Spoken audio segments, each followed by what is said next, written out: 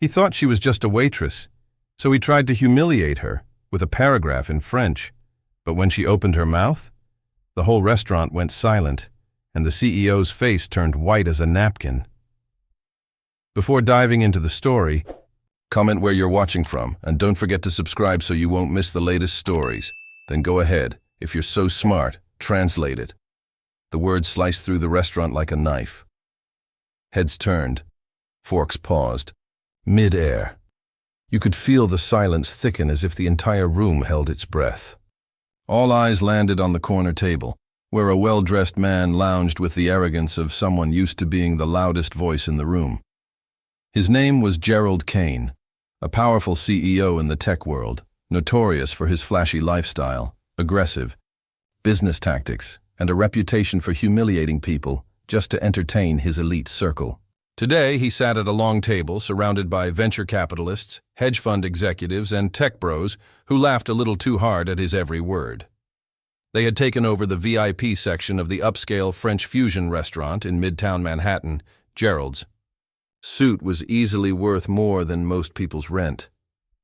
His watch, a limited edition Swiss model, sparkled under the chandelier lighting. His glass was already on its second pour of vintage Bordeaux, and the only thing more inflated than his ego was the way he spoke to those he considered beneath him and the object of his ridicule. A young black waitress named Alyssa James. She was maybe 23 or 24, her hair tied back neatly, her apron crisp and clean, her posture upright. But what stood out more than anything was her calm expression, the kind of look someone wears when they know exactly who they are, no matter what the world tries to label them.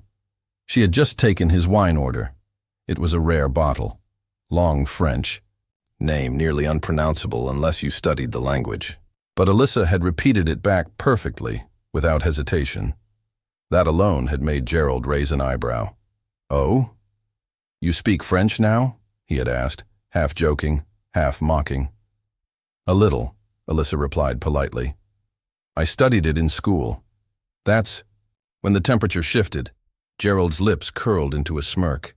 He pulled out his phone and tapped rapidly. The glow from the screen lit up his smug face as he turned it toward her. "Well then," he said, loud enough for nearby tables to hear, "why don't you translate this?" He handed her the phone like it was a mic drop moment, like he was challenging her to a duel, one he was sure she couldn't win. His buddies chuckled, waiting for the young woman to stumble, to panic, to shrink. But she didn't. Alyssa took the phone gently, glancing at the screen for only a few seconds. Then, calmly, without a tremble in her voice, she began to speak, and not in English, in French. Not the kind you pick up from a few YouTube videos or high school textbooks. This was fluent, academic-level French, spoken with precision, rhythm, and elegance. Her accent was clean, nearly native. Every sentence she read rolled out like poetry. The text was a full paragraph from a 1940s philosophical essay, something most people wouldn't dare to translate on the spot, much less in front of a crowd. But Alyssa didn't just read it. She interpreted it. She paused to explain idioms, contextualized cultural references, and delivered the whole thing like it was second nature. The laughter died immediately. Gerald froze. His eyes widened ever so slightly as he tried to process what was happening. Around him, his guests were no longer smirking. One leaned forward, genuinely intrigued. Another whispered, "Is she serious right now?" When Alyssa finished, she handed the phone back gently, her expression still professional, still composed, but now unmistakably powerful. "The passage," she said, "is from Albert Camus, French-Algerian author. The theme is existentialism, specifically the struggle between absurdity and meaning. I covered it in a seminar my sophomore year." Now everyone stared.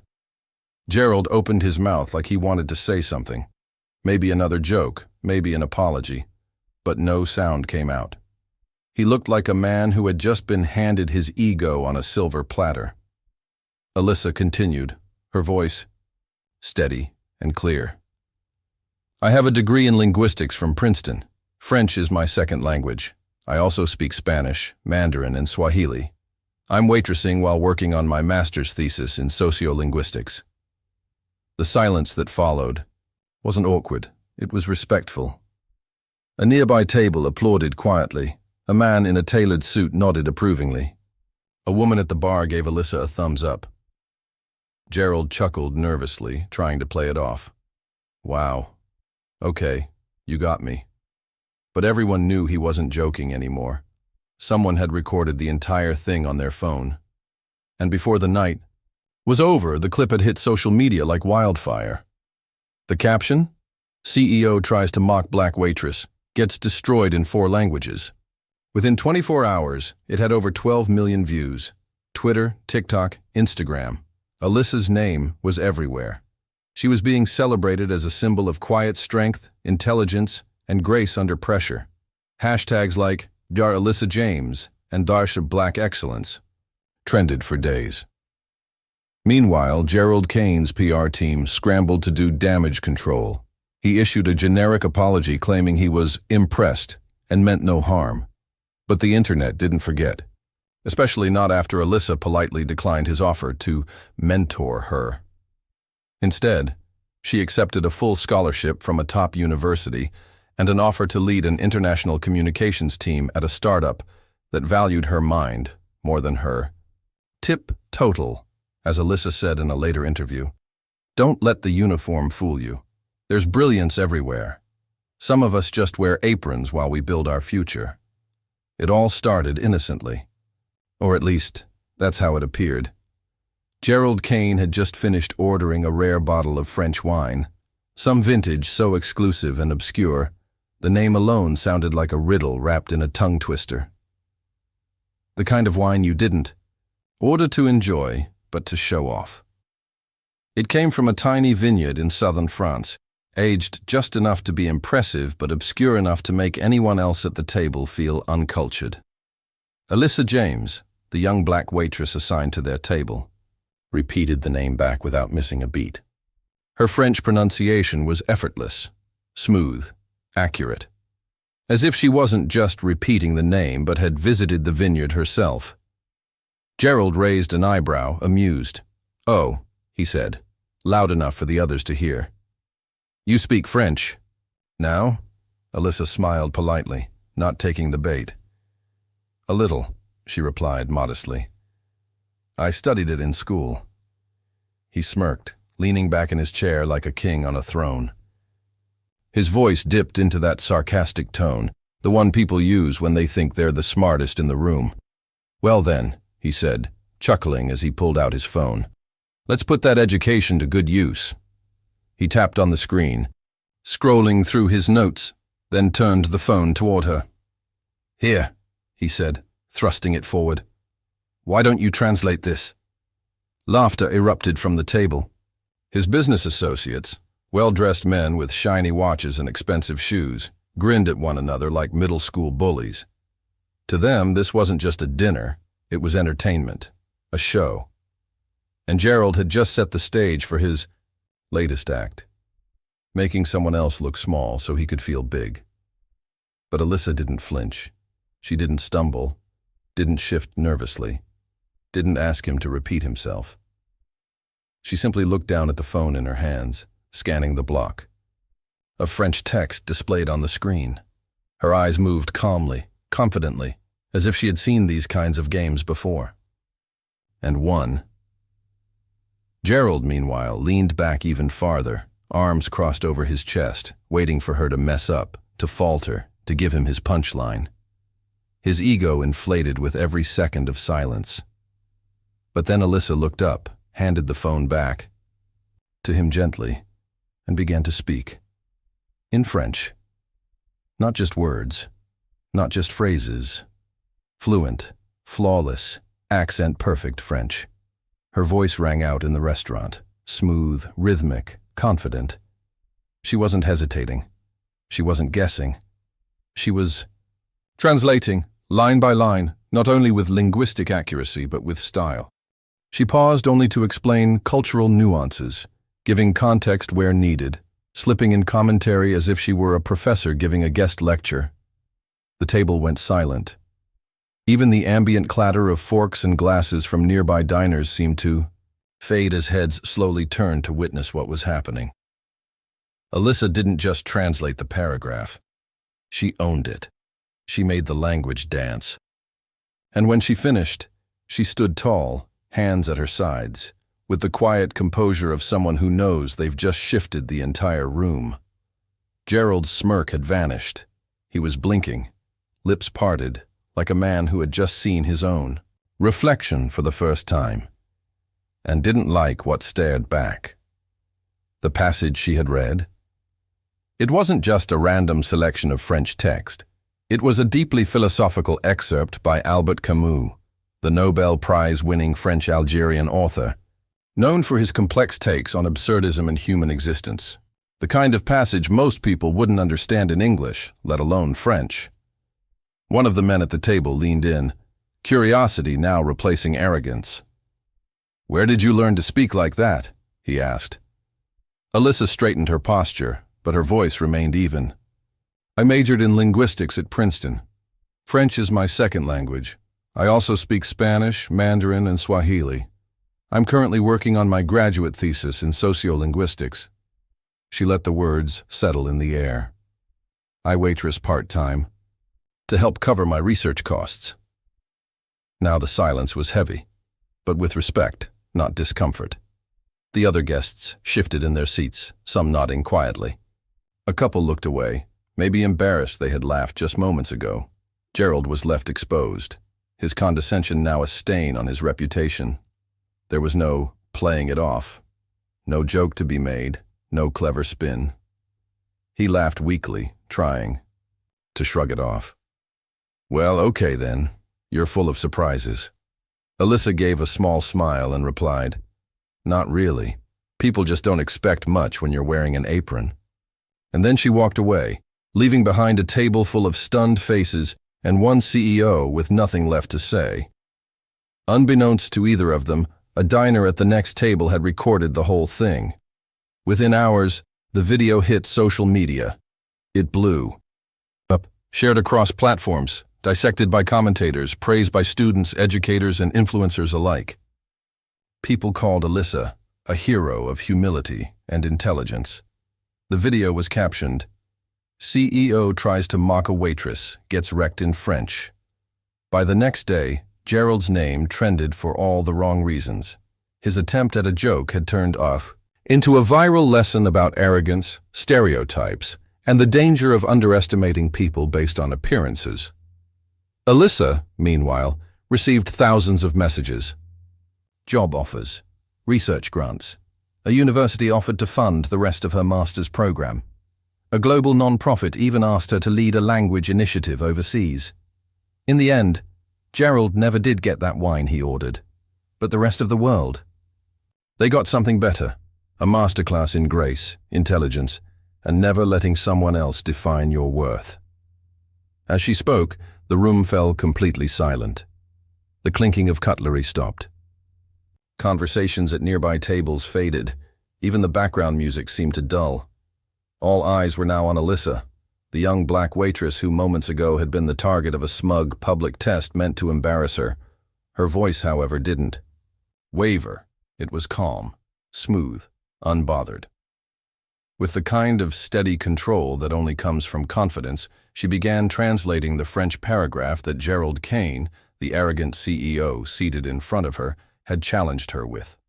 Word for word, sentence by sentence, she rolled through it effortlessly. But this wasn't just a mechanical translation. This was something deeper. The paragraph itself was dense with nuance, full of complex grammar, literary vocabulary, and idiomatic expressions that even native speakers sometimes struggle to decode. Yet Alyssa didn't just repeat it in English. She made it come alive. She explained cultural metaphors embedded in the language. She paused briefly to interpret philosophical allusions.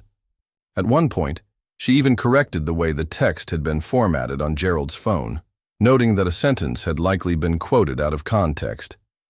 "This phrase," she explained gently, "makes more sense when paired with the previous. paragraph in the original essay. The room stayed still, hanging on her every word. When she finally finished, there was a beat of silence so thick you could hear someone breathing across the room. The change in atmosphere was undeniable.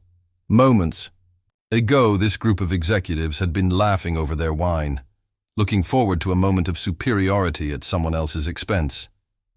But now, Gerald's smug smile had completely disappeared. He sat frozen, blinking, lips slightly parted. It was the expression of a man who'd just realized he'd picked the wrong opponent, and done so in front of an audience. One of his guests leaned forward, breaking the silence. His voice was quiet but curious, almost reverent. "Wait a minute. Where did you learn to speak like that?" Alyssa straightened up, still poised and professional, but now fully in control of the room. "I have a degree in linguistics from Princeton," she said calmly.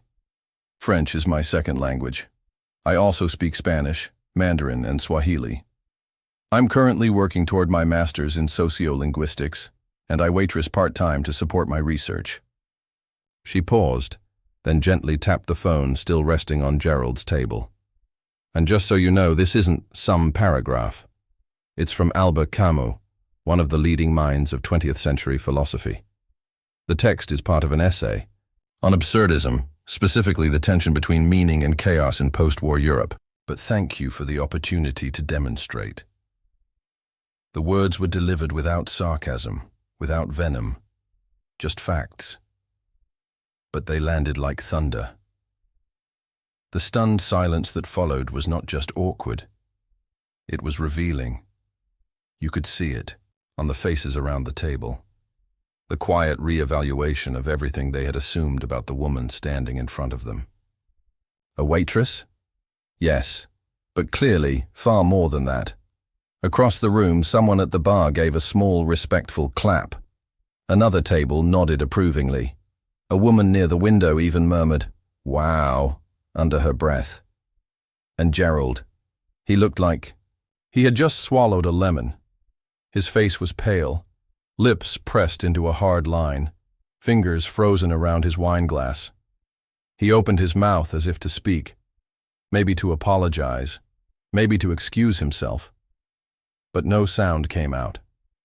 The man who always had something to say, who always controlled the room, suddenly had nothing. For a brief moment, Alyssa just stood there, her presence undeniable. She didn't gloat. She didn't smirk. She didn't need to. The room already knew what had just happened. Gerald had tried to turn her into a punchline. Instead, she became the headline.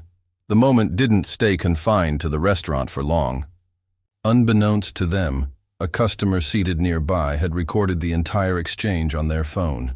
The video was uploaded to social media within the hour, and by the next morning, it had gone viral.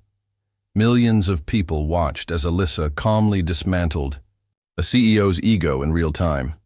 Comments poured in by the thousands, praising her poise, her intelligence, her humility. Hashtags like Nosh Linguist Waitress, Camus Clapback, and Don't Mess with Alyssa started trending worldwide. News outlets picked it up. Language professors shared the clip with their students. A Harvard linguist tweeted, "I'd hire her on the spot." Celebrities reposted it with fire emojis and captions like, "This is how you handle disrespect, with facts and grace." Meanwhile, Gerald's PR team scrambled behind the scenes. The clip had done damage, major damage. His brand, already criticized for elitism and tone-deaf leadership, now had a viral symbol of its CEO being intellectually outclassed by a woman he had tried to humiliate. He issued a lukewarm apology, claiming he had meant it as a joke and that he admired her abilities. But the public wasn't buying it. Alyssa, on the other hand, received dozens of interview requests, job offers, and even an invitation to speak at a global education summit. One university offered to fund the remainder of her research. A nonprofit contacted her to lead a global language access campaign. She accepted a position at an international organization focused on linguistic equity, working with immigrant communities around the world. When asked in an interview how she stayed so composed, during the moment Alyssa simply replied, "I wasn't performing. I was just being myself. People assume a lot based on how you look or what job you do. I let my work speak for me." And it did, loud and clear. In the end, Gerald got the lesson he didn't know he needed. And Alyssa, she didn't just win the moment. She walked out of that restaurant with something far more valuable than a tip. She walked out with the world finally seeing her for who she really was. Brilliant, bold, and absolutely unforgettable. The CEO tried to laugh it off. "Wow, okay, so you're like a genius or something," he said, waving his hand as if trying to dismiss what had just happened. But no one was laughing with him. The energy at the table had shifted. The laughter that once flowed freely had dried up. Gerald Kane, once the loudest voice in the room, was suddenly a man without a lifeline. His forced chuckle only amplified how badly he'd misjudged the moment. Because no matter how casually he tried to move on, the truth was clear to everyone. His arrogance had just detonated in his face, and in public. Other diners had seen it. Not just seen it, recorded it. A couple at a nearby table had caught the eye exchange on their phones, intrigued first by the rising tension and then stunned by Alyssa's confident display of intellect. The video began recording just before she started translating, capturing every syllable of flawless French, every calmly delivered explanation, every moment of silence from the once smug CEO. By the time Alyssa walked away, the footage had already been uploaded. Within hours, the clip exploded on TikTok, Instagram, and X, formerly Twitter. People couldn't believe what they were watching. The video had captions like, "When CEOs underestimate the wrong one," "Black excellence strikes again," "He thought she was just a waitress." Millions of views, thousands of shares. The story was spreading like wildfire. People were tagging their friends, their teachers, their bosses. Comment sections, filled with praise for Alyssa and fury at Gerald. Language experts weighed in to confirm her translation was flawless, and her handling of the situation even more so. Meanwhile, Gerald Kane's PR team was scrambling. This wasn't just a meme or a moment that would blow over in a few hours. This was becoming a symbol, one tied to deeper issues of elitism, racism, and the dangers of underestimating people based on appearances. He posted a statement late that night. "I want to apologize if my comments earlier today came off as disrespectful. I meant no harm and was truly inspired by Alyssa's intelligence and grace. We had a great conversation, and I walked away humbled and impressed." But the internet wasn't buying it. The apology felt hollow, disconnected. It read like something written by a damage control consultant, rather than a man who had actually reflected on his behavior. Screenshots of his smirk during the original moment were now side by side with his apology. People called it out immediately. "You weren't inspired, you were embarrassed. Now you're impressed? After trying to humiliate her? Too late. The world saw how you really think." News outlets started covering the story. Major platforms ran headlines like, "CEO gets schooled by waitress in viral language showdown." "Gerald Kane's ego takes a hit after French translation backfires." "From apron to icon, how one woman silenced a tech giant." The backlash wasn't just social, it was professional. Investors began asking questions. Some clients expressed concern over Gerald's leadership style. Internally, his employees weren't surprised. Whispers began surfacing about other moments of arrogance, microaggressions, and casual belittling within his company. Meanwhile, Alyssa, James, once just a name on a receipt, was becoming a household name in the digital world. Her LinkedIn exploded with connection requests. Professors, journalists, CEOs, and nonprofit leaders all reached out. She received messages of encouragement from young women, especially women of color, who said she had inspired them to never downplay their intelligence. Job offers started rolling. A tech company offered her a role in international communications. A university proposed a fully funded scholarship to complete her graduate degree. A publishing house asked if she'd be interested in writing a book on her experience, about identity, language, and power. In an interview she gave days later, Alyssa was calm and poised, just like she had been during the moment that sparked it all. "I never planned for any of this," she said. "I was just doing my job. He challenged me, and I responded with what I know.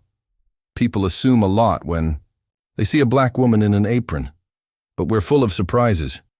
Her words resonated. Commentators called her the embodiment of quiet strength. Language teachers began using the video in classrooms as an example of real-world translation and dignity under pressure. One professor tweeted, "This wasn't just a clapback, it was a masterclass." A week after the incident, Gerald's company released a new statement about committing to diversity and respect in the workplace. But again, the public reaction was lukewarm at best. The damage was done. Gerald Kane had become the face of what happens when arrogance meets intelligence and loses, publicly. The restaurant where it all happened. Business boomed. People came just to sit at the same table Alyssa had served. Her co-workers said the staff had never felt so proud. Tips went up, and so did awareness. But for Alyssa, the fame wasn't the goal. She returned to her studies, grateful for the support, but determined not to let the moment define her. "This isn't about going viral," she said in a follow-up post. "It's about being seen, being heard, and reminding people not to mistake kindness for weakness." She signed off the post with a quote, from Camus, of course. "The only way to deal with an unfree world is to become so absolutely free that your very existence is an act of rebellion." And with that, Alyssa James wasn't just the waitress who spoke perfect French. She became a symbol of brilliance rising in places people too often overlook, not because she shouted, not because she argued, but because she let the truth speak for itself, and the world finally listened. As for Alyssa, her life changed overnight.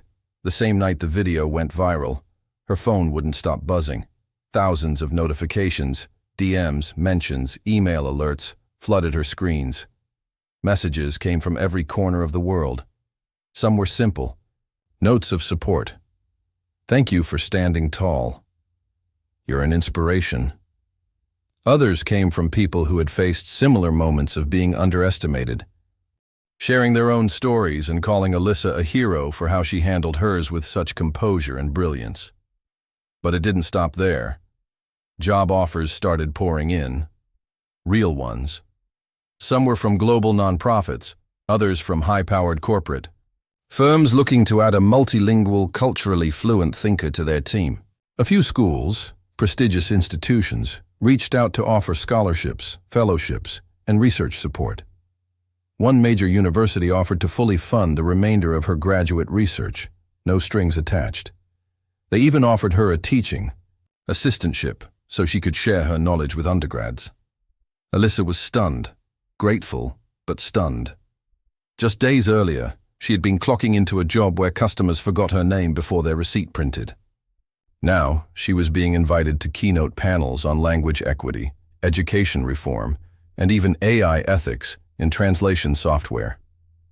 And one moment, in particular, stood out.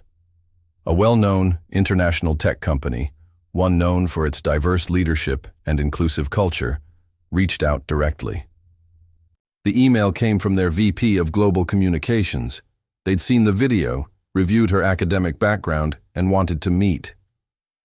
Within 2 days, Alyssa was offered a role on their international communication strategy team. The starting salary? Double what Gerald's company had offered in a last-minute, now-deleted message trying to make things right. Yes, you read that correctly.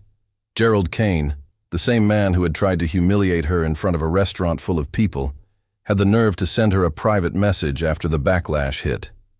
It was carefully worded, of course, an apology, wrapped in a vague job offer. "We recognize your potential and would love to have you contribute to our language services team," it said. But Alyssa didn't respond. She didn't need to. Her silence said everything. She took the job with the more inclusive company. She'd be working on multilingual outreach, helping communities around the world access vital information in their native languages, combining her passion for linguistics with her desire to make a global impact. And when she was asked about Gerald's offer in an interview that aired later that week, she didn't drag him. She didn't name drop or lash out. She simply smiled and said, "People like to underestimate you when you don't look like what they expect. But power doesn't always wear a suit. Sometimes it wears an apron." That one line, so simple, so powerful, went instantly viral. It ended up on t-shirts, posters, Instagram reels, and graduation caps across the country. Young women started quoting her. Educators began using her story as an example of resilience and brilliance. And black women, especially, saw themselves in Alyssa, someone who didn't demand the spotlight, but earned it just by standing in her truth. Days after the interview aired, a clip from it reached over 10 million views. The comments were flooded, with applause emojis, heart reactions, and one overwhelming message: "More Alyssas, please." She didn't let the sudden fame change her. Instead, she used the attention as a platform. She began writing articles about language accessibility, cultural humility, and the ways society undervalues service workers. She spoke at high schools and colleges, telling students that their worth wasn't tied to a title or a uniform. That intelligence doesn't always announce itself in a boardroom. Sometimes it shows up tableside, with a notepad and a steady voice. Alyssa started a blog, then a podcast. She interviewed other hidden geniuses, people working everyday jobs while doing extraordinary things behind the scenes. Her brand wasn't flashy, but it was real, grounded, authentic, and people connected with that. Meanwhile, Gerald Kane remained silent. His company, once the darling of the venture capital world, began to suffer from internal pressure. Former employees started coming forward, anonymously at first, sharing stories that echoed the behavior captured in that now infamous video. The narrative had shifted. What once was seen as confidence was now clearly exposed as condescension. Gerald tried to disappear from the public eye, but the internet doesn't forget. The video of Alyssa remained a staple on best comebacks compilations, moments that changed everything lists, and motivational reels. Schools used it in ethics classes. It became a symbol of what happens when intellect meets arrogance and wins with grace. But if you ask Alyssa, she'll tell you that she didn't win anything. She just showed up. She didn't go looking for a fight. She didn't clap back or explode. She stood her ground, spoke her truth, and let the facts speak louder than any insult ever could. Her story wasn't just about going viral. It was about validation for every smart, capable person who's ever been overlooked because of what they wear, where they work, or how they look. And in the end, Alyssa didn't just walk away with a job, a platform, or global recognition. She walked away having reminded the world of a powerful truth. Real power doesn't need to shout. It simply speaks, and the world listens. Next time someone tries to mock you for where you are, remember, it doesn't define where you're going. This wasn't just a story about a waitress. It was a story about dignity, intelligence, and never letting someone else's ignorance shrink your brilliance.